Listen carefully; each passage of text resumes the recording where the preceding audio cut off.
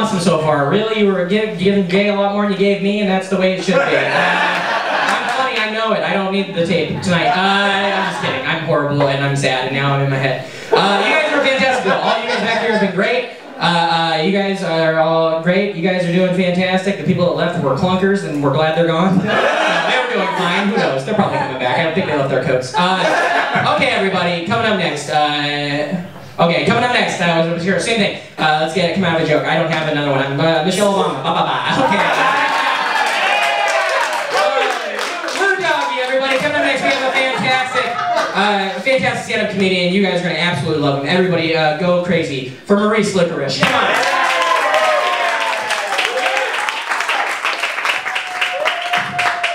How's everybody doing tonight? What I like to do when I start my sets, I like to keep the energy going, keep it lively. So let's get a hand clap going, guys. Come on, yeah. When I say spring, you say comedy. Spring, spring. When I say Brooklyn, you say comedy. Brooklyn, Brooklyn.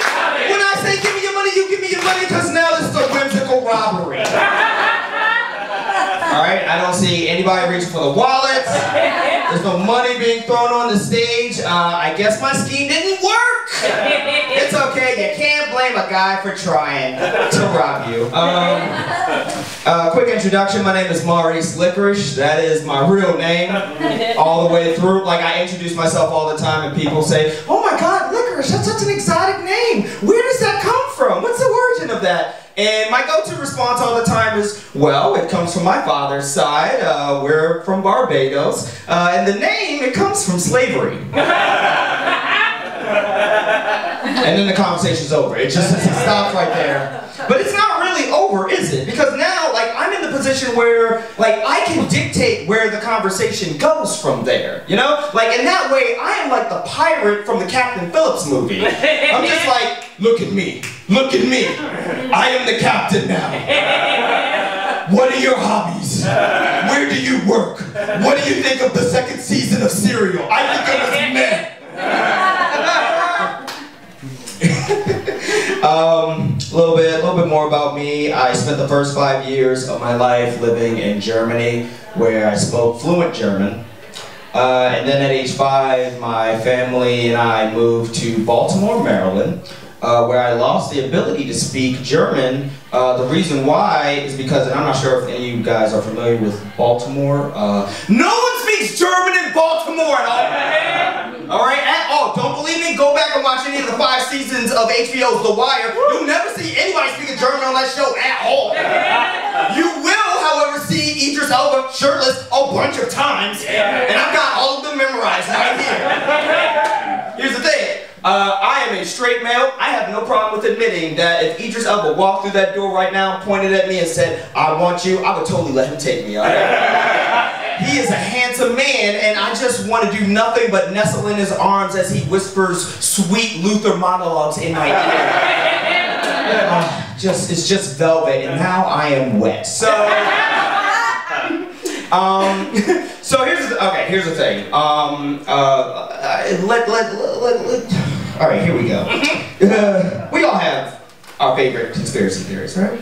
Like, we all have, like, that one that we believe, no matter how sane we are. And, like, I'm no different, right? Like, my favorite conspiracy theory is the one that says that Tupac Shakur, the rapper, is still alive. Like, he survived being shot, and that he's alive. And the reason why that's my favorite is because there are legions of people who will defend it, that Tupac is still alive and that he faked his own death. And absolutely nobody believes that Biggie Smalls is alive. Like, nobody, even if they believe that he survived the hail of bullets in that car, they know in their heart that his heart probably failed from all of the burgers that he ate out of Lil' Kim's pussy the night before.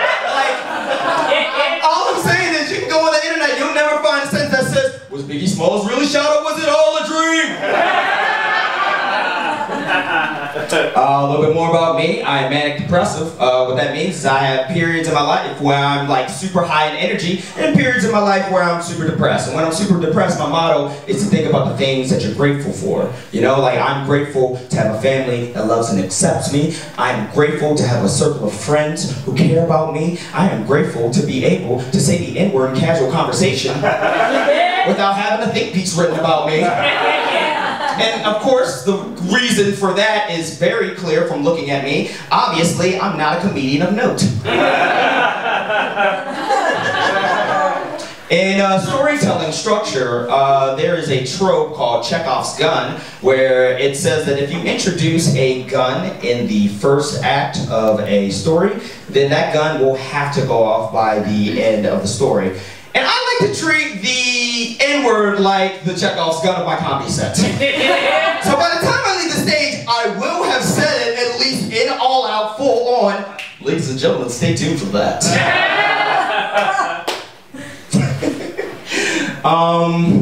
Here's the thing, I grew up on cartoons. I love cartoons, even to this day, I love it. To the point where, like, as a grown man, I apply cartoon logic to my everyday life. What that means is, like, perfect example, I'm single right now. But I'm not deterred because cartoon logic dictates for every Mickey Mouse there's a Minnie Mouse, for every Donald Duck there's a Daisy Duck, right? That means right now, somewhere out there is my one true love, and I am going to meet her, and she is going to look exactly like me, but with a bow and a skirt on. And her name is going to be Monique Spearmint. Okay?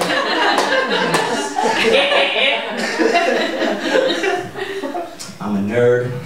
And here's the thing, I've always been a nerd. I don't mean that I'm a 2016 can tell you all of the Marvel Cinematic Universe movies from their release dates in chronological order kind of nerd. I mean, I'm a 1999 went to the Enoch Pratt Baltimore Library to do research on the word faggot because I got called that a bunch in school and I had no idea what that meant kind of nerd. Just a 10-year-old version of me on the computer saying, how am I a bundle of sticks? Kind of nerd.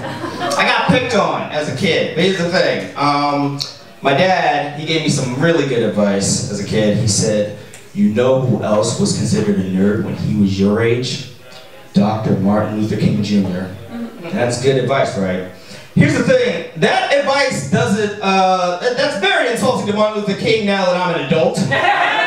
Because here's the thing, at age 25, Martin Luther King became a pastor in Alabama, right? And at age 25, Maurice Licorish drank an entire bottle of Colt 45 malt liquor in one setting, and then peed right back into that bottle to see how much of the malt liquor his body had absorbed. The answer is 12, by the way. So all I'm saying is, in the Venn diagram of Martin Luther King and Maurice Licorish, there's only a little sliver in the middle that says black. That's it. That is it. It's not much else. I love it though. One last thing I want to leave you guys with. We all want to be on the right side of history. If I could leave you with this, we all want to be on the right side of history, but we're not sure if the side we're on is right. And I think I figured out a way to tell if you're on the right side of history. This is what you do. You find an article online that talks about a big topic, you know, like let's say gay marriage, for example, right? And this is what you do. You go to the comment section, right? And you look for the first comment that has a derogatory term. Whatever they're arguing, be on the opposite side. Because here's the thing, no one's being progressive and also saying derogatory shit, you know what I mean? Like, there's no one on the internet that's saying, listen, you all have to understand that unless we reduce our carbon footprint and severely reduce O2 emissions now, that the niggers in the future are going to have a hard time. They're going to suffer. Ladies and gentlemen, Chekhov's gun.